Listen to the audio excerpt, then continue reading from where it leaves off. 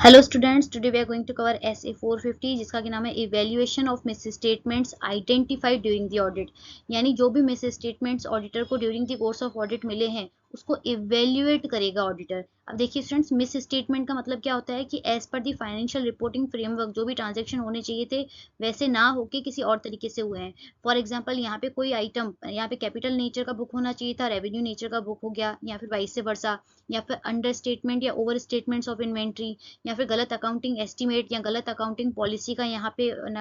या सिलेक्शन करना। तो ये सारे मिस स्टेटमेंट है। मिस स्टेटमेंट का मतलब है कि जैसा होना चाहिए था एफआरएफ के हिसाब से वैसा ना होकर दूसरे तरीके से हुआ है। तो इन दोनों ट्रांजेक्शन का जो फर्क होता है वो होता है मिस स्टेटमेंट। सिंपल लैंग्वेज में कुछ गड़बड़। तो वो जो गलती है, वो जो गड़बड़ है, वो ड्यू टू फ्रॉड भी हो सकती है, यानी जानबूझ के हो सकती है, इंटेंशनल, और यहाँ फिर एरर यानी अनइंटेंशनल एरर हो सकती है। यहाँ पे अनइंटेंशनल वो मिस स्टेटमेंट या गलती हो सकती है। तो ये होता है यहाँ पे basically meaning of the miss statement. तो जितने भी मिस स्टेटमेंट यानी जितनी भी गलतियां ऑडिटर को आइडेंटिफाइड यानी मिल गई है during the course of audit, तो यहाँ पे ऑडिटर उसको इवेल्युएट कैसे करेगा, ये एसए 450 बताता है हमें। तो उसके पहले यहाँ पे ऑडिटर ने अभी तक क्या प्रोसीजर कर रखा है स्टूडेंट्स, हम जो पढ़ रखा है एसए 315 के हिसाब से ऑडिटर ने रिस्क असेसमेंट प्रोसीजर कर रखे हैं। रिस्क असेसमेंट प्रोसीजर यानी आइडेंटिफाई की थी, असेस की थी risk of material miss statement by applying the risk assessment procedure. 315 में वो आइडेंटिफाई और असेस कर चुका है कि कौन कौन सी risk of material misstatement हो सकती है। 330 में ऑलरेडी ऑडिटर यहाँ पे फर्दर ऑडिट प्रोसीजर अप्लाई कर चुका है, फैब,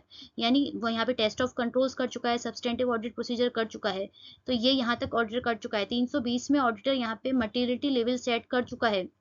कि पर्टिकुलर एंटिटी के लिए जिसकी ऑडिट हो रही है उसके लिए कौन से नेचर की ट्रांजैक्शन, कौन सी साइज के ट्रांजैक्शन मटेरियल हो सकते हैं और कौन से इममटेरियल है। तो यहाँ तक का काम ऑडिटर का हो चुका है। अब 450 में आके ऑडिटर इवेल्युएट करेगा, यानी जो भी मिस स्टेटमेंट, जो भी गड़बड़ है यहाँ पे, तो जो मिल गई है ऑडिटर को यानी आइडेंटिफाइड, जो ऑडिटर ने पहचान ली है during the course of audit, तो उसको इवेल्युएट कैसे करेगा। तो देखिए इसका स्कोप वही है, सेम है, ऑब्जेक्टिव और स्कोप। तो ऑब्जेक्टिव पढ़ते हैं, इफेक्ट ऑफ दी, यानी ऑडिटर ये देखेगा, ऑडिटर की रिस्पॉन्सिबिलिटी है, ऑब्जेक्टिव है कि effect of the identified miss statement. अब इसका एग्जांपल समझिए। फॉर एग्जांपल यहाँ पे कोई 10 लाख की कोई यहाँ पे मशीनरी परचेज की थी कंपनी ने, तो वो एंटिटी ने, तो वो 10 लाख की मशीनरी कैपिटलाइज होने की जगह वहां पे एंटिटी ने उसको रिपेयर एंड मेंटेनेंस में डाल दिया। तो ये मिस स्टेटमेंट है, क्योंकि एप्लीकेबल एफआरएफ के हिसाब से वो कैपिटलाइज होना चाहिए था ट्रांजेक्शन, लेकिन वो गलती से रिपेयर एंड मेंटेनेंस में चला गया। तो यहाँ पे ये जो ऑडिटर को ये ट्रांजेक्शन मिल भी गया है तो उसका इफेक्ट फाइनेंशियल स्टेटमेंट पे, ऑडिट पे क्या जाएगा, तो ये देखना ऑडिटर का ऑब्जेक्टिव है। दूसरा, effect of the uncorrected miss statement, यानी यही सेम एग्जांपल लीजिए कि ये जो मिस स्टेटमेंट यानी ये जो गड़बड़ था, जो मशीनरी कैपिटलाइज होनी चाहिए थी रिपेयर मेंटेनेंस में चली गई है गलती से, तो वहां पे ये ऑडिटर ने मैनेजमेंट को बता भी दिया है, लेकिन फिर भी मैनेजमेंट ने इसको करेक्ट नहीं किया है। तो ये जो मिस स्टेटमेंट हो गया वो हो गया अनकरेक्टेड। तो यानी ये जो मिस स्टेटमेंट था अगर वो यहाँ पे करेक्ट नहीं किया जाता है तो उसका फाइनेंशियल स्टेटमेंट्स पे क्या इम्पैक्ट जाएगा, तो ये देखना भी ऑडिटर का ऑब्जेक्टिव इसके अंदर आता है। देखिए नेक्स्ट, देखिए consideration of the identified misstatement as the audit progresses. तो सबसे पहले तो ऑडिटर क्या करेगा,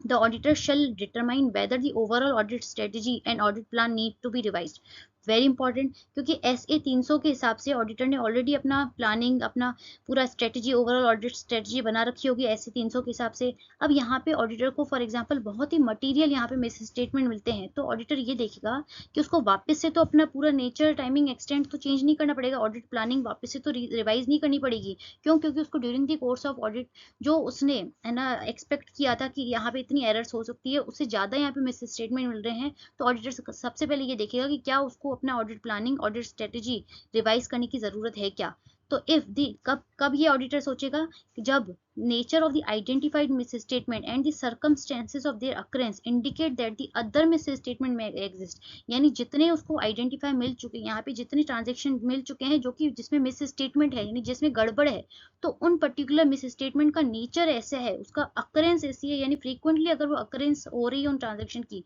जो कि जिसमें गलती है, तो ऑडिटर ये यहाँ पे अपने प्रोफेशनल जजमेंट से अज्यूम करेगा, यहाँ पे सोचेगा कि अदर मिस स्टेटमेंट भी हो सकते हैं, यहाँ पे मे एग्जिस्ट, यानी जो ट्रांजेक्शन, जो मिस स्टेटमेंट ऑडिटर को during the course of audit मिल चुके हैं, जैसे फॉर एग्जांपल यही हमारा मशीनरी 10 लाख का ट्रांजेक्शन, तो ऑडिटर को अपने प्रोफेशनल जजमेंट से ऐसा लग रहा है कि और भी मिस स्टेटमेंट हो सकते हैं। और अगर जो मिस स्टेटमेंट मिल चुके हैं, ध्यान से देखिएगा, जो कि मिस स्टेटमेंट आइडेंटिफाइड हैं और जो हो सकते हैं, दैट मे एग्जिस्ट, अगर इन दोनों को आपस में मिला दिया जाए, देखिए 1 और 2 को अगर आपस में ऑडिटर मिला देगा, जो कि मिल चुके हैं और जो एग्जिस्ट हो सकते हैं, दैट मे एग्जिस्ट, तो वो दोनों मिलकर मटेरियल हो सकते हैं। तो अगर ऑडिटर को ऐसा लगता है कि जो यहाँ पे मिस स्टेटमेंट आइडेंटिफाई हो चुके हैं और जो ऑडिटर के प्रोफेशनल जजमेंट के हिसाब से मे एग्जिस्ट, यानी जो एग्जिस्ट हो सकते हैं, तो वो दोनों मिलके मटेरियल हो सकते हैं। पहला कंडीशन तो ये, अगर ऐसी कंडीशन हो रही है तो ऑडिटर को अपनी ऑडिट प्लानिंग और ऑडिट स्ट्रेटेजी रिवाइज करनी पड़ेगी। नेक्स्ट देखिए यहाँ पे ऑडिटर कब, यहाँ पे स्टूडेंट डायरेक्ट क्वेश्चन बन सकता है कि ऑडिट स्ट्रेटेजी और ऑडिट प्लानिंग ऑडिटर को कब रिवाइज करने की जरूरत पड़ेगी। पहला केस तो हो गया ये। दूसरा केस ये है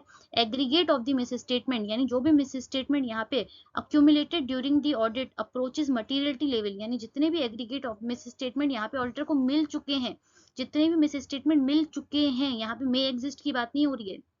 जितने भी मिस स्टेटमेंट ऑडिटर को मिल चुके हैं, अगर उन सबको ऑडिटर आपस में अक्यूमुलेट कर दे यानी जोड़ दे, तो वो मटीरियलिटी लेवल क्रॉस कर जाएंगे, जो 320 के हिसाब से हमने बात कर रखी है। तो पहले वाले केस में तो था कि जितने आइडेंटिफाई हो चुके हैं और ऑडिटर के प्रोफेशनल जजमेंट के हिसाब से जितने एग्जिस्ट हो सकते हैं, दैट मे एग्जिस्ट, तो इन 1 और 2 को जोड़ दिया जाए तो ऑडिटर के प्रोफेशनल जजमेंट के हिसाब से वो मटीरियल हो सकते हैं। दूसरा तो डायरेक्ट केस है कि जितने मिल गए हैं उन सबको ही अगर ऑडिटर आपस में जोड़ देता है तो भी वो मटीरियलिटी लेवल क्रॉस कर रहे हैं। तो ऐसे दो केसेस में ऑडिटर को अपनी ओवरऑल ऑडिट स्ट्रेटेजी और ऑडिट प्लान को यहाँ पे रिवाइज करना पड़ेगा। नेक्स्ट है communication and correction of the miss statement, यानी ऑब्वियस ही बात है ऑडिटर को जो गलतियां मिल रही है, जो मिस स्टेटमेंट मिले हैं, तो वो ऑडिटर यहाँ पे कम्युनिकेट करेगा। तो auditor shall communicate all the miss statement with the management unless prohibited by law. अगर यहाँ पे लॉ रेगुलेशन यहाँ पे कुछ प्रोहिबिट कर रहे हैं, फॉर एग्जाम्पल कोई फ्रॉड का केस है तो डायरेक्ट सेंट्रल गवर्नमेंट को रिपोर्ट होना है, तो उन चीजों के अलावा यहाँ पे जो भी मिस स्टेटमेंट ऑडिटर को मिले हैं तो वो मैनेजमेंट को रिपोर्ट करेगा, ऑडिटर कम्युनिकेट करेगा। तो auditor shall request management to correct दो मिस स्टेटमेंट। ऑब्वियस ही बात है ऑडिटर मैनेजमेंट से ही कहेगा कि यहाँ पे जो गलती है, जैसे जो मशीनरी कैपिटलाइज होनी चाहिए थी रिपेयर मेंटेनेंस में चली गई है, तो ऑडिटर बोलेगा कि इसको करेक्ट कीजिए। और फिर भी अगर मैनेजमेंट ने रिफ्यूज कर दिया उसको करेक्ट करने के लिए, क्योंकि मैनेजमेंट का फॉर एग्जाम्पल ये यहाँ पे हो सकता है उसका रिस्पॉन्स कि हमारे हिसाब से ये इमटेरियल है तो उसको करेक्ट ना भी करें तो चलेगा। तो अगर मैनेजमेंट यहाँ पे रिफ्यूज कर देती है तो auditor shell obtain an undertaking of the management's reason, यानी मैनेजमेंट का जो भी रीजन है, फॉर एग्जांपल हो सकता है कि ये इमटेरियल है एंटिटी के लिए मैनेजमेंट के पॉइंट ऑफ व्यू से, तो ऑडिटर उसको रिटन में ले लेगा for not making such corrections. Very important case study की तरह आ सकता है कि ऑडिटर को मिस स्टेटमेंट मिला है, उसने मैनेजमेंट को कम्युनिकेट भी किया है, लेकिन मैनेजमेंट रिफ्यूज कर देती है, तो अब ऑडिटर के पास क्या इसका